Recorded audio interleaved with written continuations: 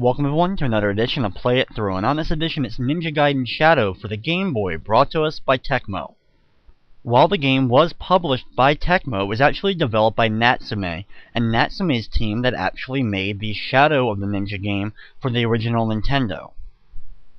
This game was originally going to be a part of the Shadow of the Ninja series. However, during development, they decided to change it over to a Ninja Gaiden game in order probably to sell more copies. So they changed the main character to Ryo Hayabusa, and also made some small connections with the Ninja Gaiden series, making this actually a prequel to the NES trilogy of Ninja Gaiden games. So here we go with Ninja Gaiden Shadow for the Game Boy. To start off the game, we get a brief story explaining how this game ties in with the original trilogy on the NES.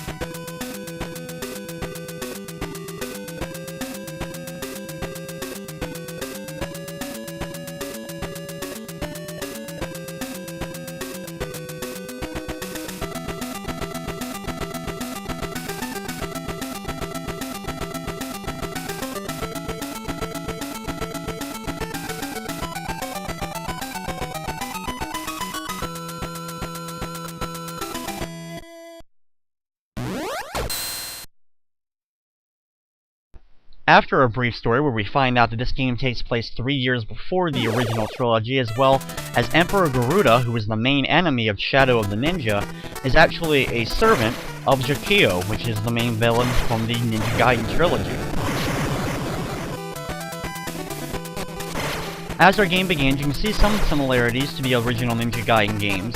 You have a pretty short range with your sword, and most enemies though will go down in only one hit from your weapon. The life bar, however, is much different even from Shadow of the Ninja, as you can see at the bottom left corner of the screen. You have 6 pieces of health, and you can find item jars scattered throughout each level in order to replenish your health. You can also see that Ryu moves rather slowly, as well as most of the enemies. This was a commonplace with the Game Boy games, especially earlier Game Boy games, as we saw also with the Castlevania series, that it moved relatively slower in comparison to its NES counterparts. There is only one sub-weapon in this game as comparison to the other Ninja Gaiden games, and you can see that you actually have different amounts of it every time that you pick up another one of those Japanese symbols.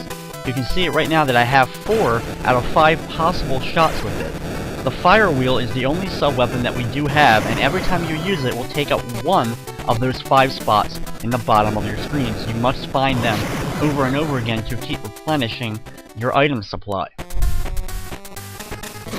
Here's our first boss of the game, and every time you deliver a hit to him, he ends up being knocked away from you. Then, he'll retreat back up to the ceiling, in which case when he goes over top of you, he'll then propel down to try to attack you from above. So you just step way back, or step forward a little bit to avoid him falling on your head, and then just keep knocking him back into the wall away from you. This will be a very quick, easy battle to start us off in this game.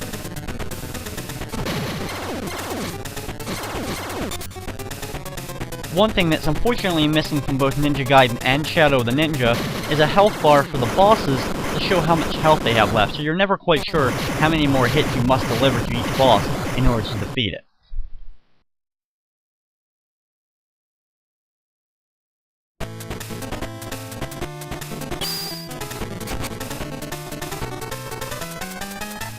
After each level, we get to see a little cool cutscene where we get to see the boss literally get sliced in half by Ryo Hayabusa as it brings up the stage cleared screen.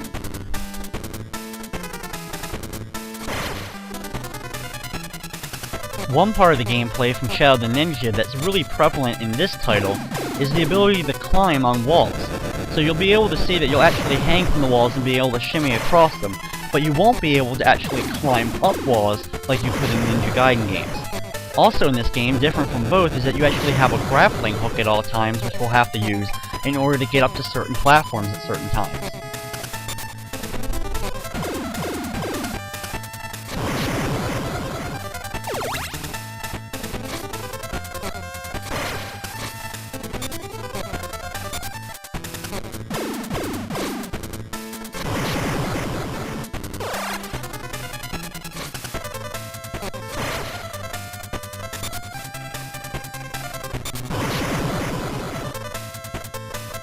When we fall down here, duck under the first guy's bullets, then jump forward to take him out. If you want to pick up an extra item, you can go over to the left to grab that, and then make your way quickly up the stairs and take out the guy who was throwing the ground fire. Once you get past that, you're in the next part of the stage. In this part of the level, we have some conveyor belts to contend with, and I'll have to duck under a few of these different places. As well as it's going to be a little bit tough to get away from certain enemies, like that fire right there that was a little bit unavoidable since I was already ducking underneath that one platform.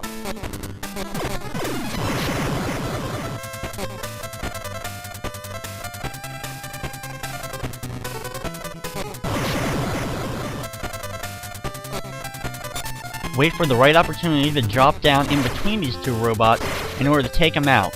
When you get over here, use your grappling hook in order to get to the top part of this platform. Of course, wait for that robot to go over before making your way up to it, so you don't take any unnecessary damage. If you needed any health though, there was one of those health bottles to replenish our health supply.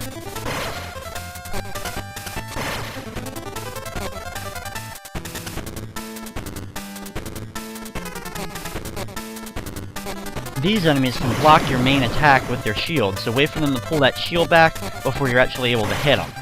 When on the conveyor belt, most of the enemies are going to move at you pretty slowly to see them, and when you see a guy standing there with a gun, duck underneath his shots, and then quickly try to jump towards them in order to get to him and hit him before he's able to fire any more shots off at you.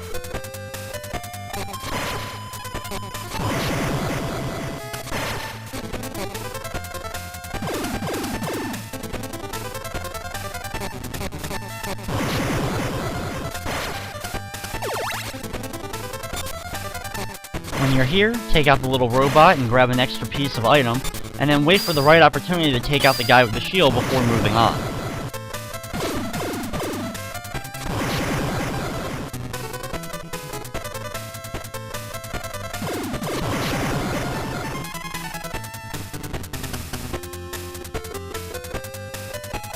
Just take your time, wait for him to pull back the shield since he moves slowly, take him out, and when you go to the next area, it's time for our second boss battle of the game. A boss battle that reminds me very similar to the Frankenstein monster battle from the first Castlevania. As you can see, we have a very large hulking type enemy who has a little mini friend with him to try to annoy you. However, he doesn't move very fast, and you're able to get a lot of hits in on the big guy, while the little mini guy is just running around not really doing too much damage to you. So avoid the little mini guy and just keep doing as many sword slashes as you can to him. If he throws the little guy off of him, and then does his shoulder charge, you may accidentally be hit by it, and you may not be able to avoid it in time, but trust me, it's worth it to just keep delivering those hits, as you should have plenty of health left in order to take him out before he can take you out.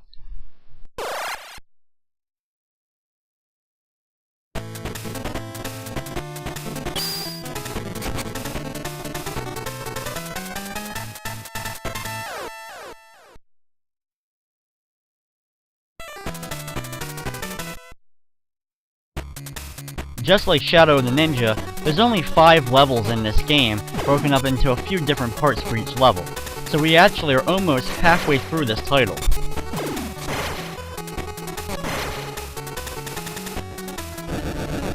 For these flame wheels, you can climb up to the ceiling on top, or, for the most part, just walk right through these first 2 flame wheels. Just wait for it to go by and then go over it, because that item right there at the bottom is actually health, so you can replenish your health even if you took damage from the 2 flame wheels.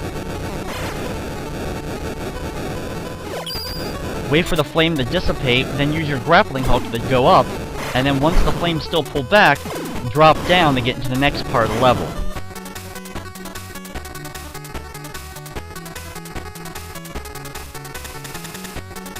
In this part of the stage, we have some moving elevator-style platforms. So just take your time and wait for the right opportunity to go to each platform and make it safely across.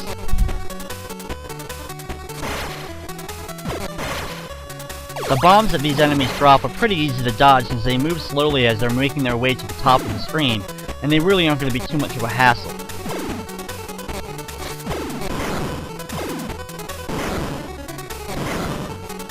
When you get over here, grab onto the hook, as you'll get elevated to the next part of the level.